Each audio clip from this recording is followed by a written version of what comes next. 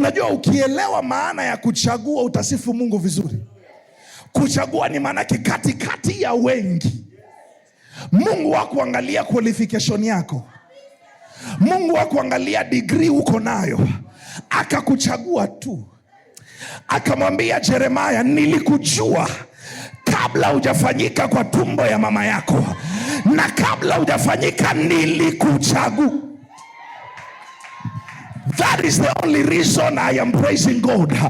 Ukiniona ninarukaruka hapa, it is because I was chosen.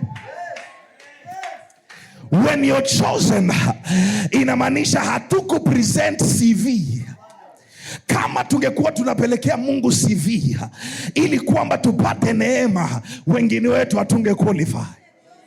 Kama tungekuwa tunapelekea Mungu CV ama tunamwonyesha familia tulitoka ndani, wengine wetu hatungefika mahali.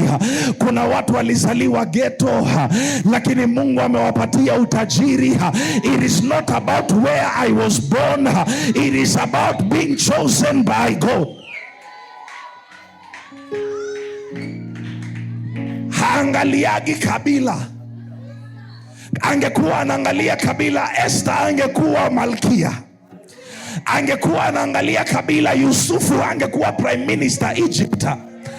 Lakini haangaliagi kabila, haangaliagi jamii ulitoka ndani, haangaliagi account ya baba yako, haangaliagi jina na sifa ya watu wenu, lakini anaweza kukuchagua katikati ya wengi, anakufanya kuwa mtu. Sijui nani anajua kumsifu Mungu kwa sababu amechaguliwa na Mungu.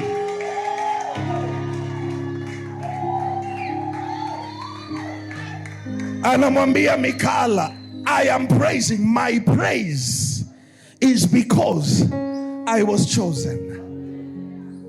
Ndio maana sitasifu kama wewe. Wewe ukitaka dance polepole wakati wa sifa, kuwa na swag. But sitaleta swag mbele ya Mungu because I know where he picked me from. Sitaleta swag na maringo mbele ya Mungu kwa sababu najua kwenye alinichagua. Amongst my friends I am still alive because he chose me. Kuna wengi tulikuwa tunacheza ball nao leo wamekufa, but I'm still around because he chose me.